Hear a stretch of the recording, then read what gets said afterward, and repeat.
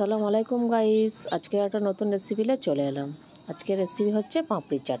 ছোট বড় সকলের পছন্দ একটা রেসিপি। দেখে জিভে জল চলে আসছে না গাইস? তাহলে আপনারা ঝটপট বাড়িতে তৈরি করে ফেলুন। প্রথম থেকে ভিডিওটা শেষ পর্যন্ত দেখুন।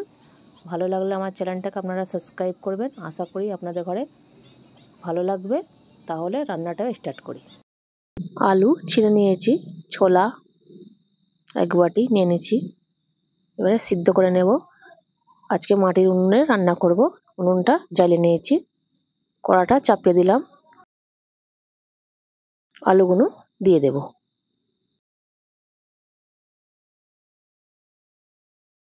ছোলাটাও দিয়ে দেবো, একসঙ্গে দুটো সিদ্ধ করে নেব।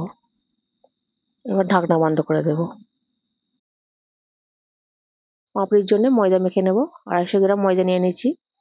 কালো জিরে দিয়ে দেব, স্বাদ অনুযায়ী নুন দিয়ে দেব, শুকনো উপকরণগুলো মাখিয়ে নেব। ময়দার জন্য তেল দিয়ে দেব, পরিমাণ মতো তেল দিয়ে দেব। তেল দিয়ে ভালো করে ময়ল দিয়ে নেব।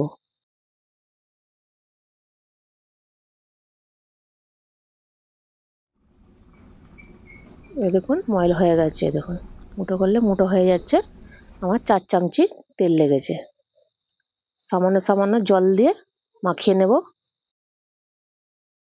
টাইট ডো তৈরি করে নেব। ময়দাটা মাখানো হয়ে গেছে, 10 মিনিট ঢাকা দিয়ে রেখে দেব। আলুগুলো সিদ্ধ হয়েছে কি দেখে নেব। আলুগুলো সিদ্ধ হয়ে গেছে, তুলে নেব।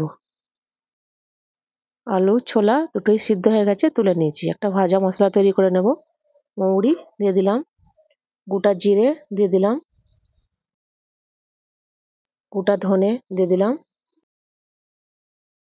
গোলমরিচ দিয়ে দিলাম, শুকনো লঙ্কা দিয়ে দিলাম, সামান্য নুন দিয়ে ভেজে নেব। মশলাটা ভাজা হয়ে গেছে, তুলে নেব। তেঁতুলের চাটনি তৈরি করে নেব। তেঁতুলটা 10 মিনিট জলে ভিজিয়ে রেখেছিলাম। হাত দিয়ে চেপে চেপে তেঁতুলের কাঠটাকে বের করে নেব। তেঁতুলের কাঠটা বের করা হয়ে গেছে, এবার দানাগুলো বেছে ফেলে দেব। এখন তেঁতুলের কাঠটা এবার ফ্রাই প্যানের মধ্যে ঢেলে দেব। একটু হালকা করে নেড়ে দেব। চিনি দিয়ে দেব সামান্য, স্বাদ অনুযায়ী নুন দিয়ে দেব। নুন দিয়ে নাড়াচাড়া করে চাটনিটা তৈরি করে নেব।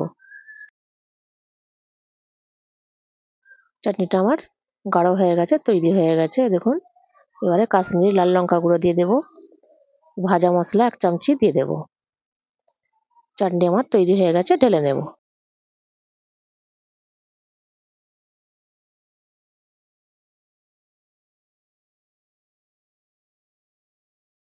গ্রিন চাটনিটা তৈরি করে নেব। 1 মুঠো ধনেপাতা, 1 মুঠো পুদিনা, 3টে রসুন, 2টো কাঁচা লঙ্কা। এবার মিক্সার জারে আমি সব কটা উপকরণ দিয়ে দেব। সামান্য নুন দিয়ে দেব। নুন দিয়ে পেস্ট করে নেব। পেস্ট করা হয়ে গেছে। ময়দাটাকে দেখে নেব। ময়দাটা 10 মিনিট রেস্ট হয়ে গেছে, আর একবার মেখে নেব।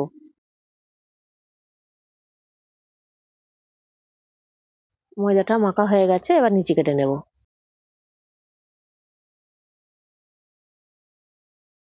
সব কটা লিচি কাটা হয়ে গেছে, এবার বেলে নেব।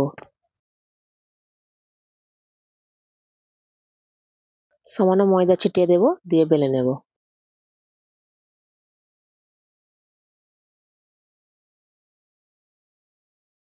রুটিটা বেলা হয়ে গেছে। এবার একটা কাঁটা চামচি নেব, নিয়ে এরকম ছিদ্র করে দেব। এরকম ছিদ্র করে দিলে আর লুচিটা ফুলে উঠবে না। একটা গ্লাস নিয়ে নিচ্ছি, এরকম করে কেটে নেব। সবকটা আমার পাপড়ি তৈরি হয়ে গেছে। ভাজার জন্য তেল চাপিয়ে দিচ্ছি, তেলটা গরম হয়ে গেছে, একটা একটা করে দিয়ে দেব।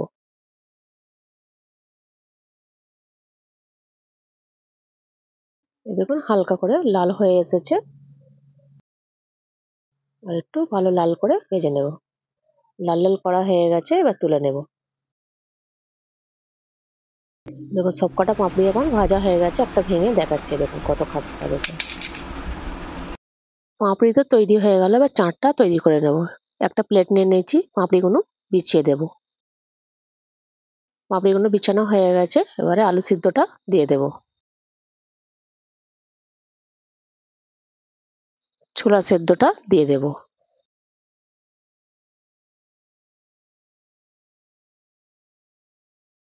দই দিয়ে দেব।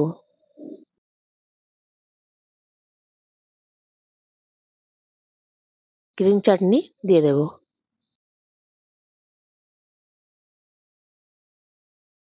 তেঁতুলের চাটনি দিয়ে দেব।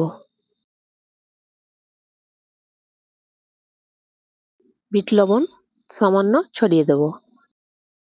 চাট মশলা সামান্য ছড়িয়ে দেব। যে ভাজা মশলাটা করে রেখেছিলাম ওইটা ছড়িয়ে দেব। সরু ঝুরি ভাজা ছড়িয়ে দেব।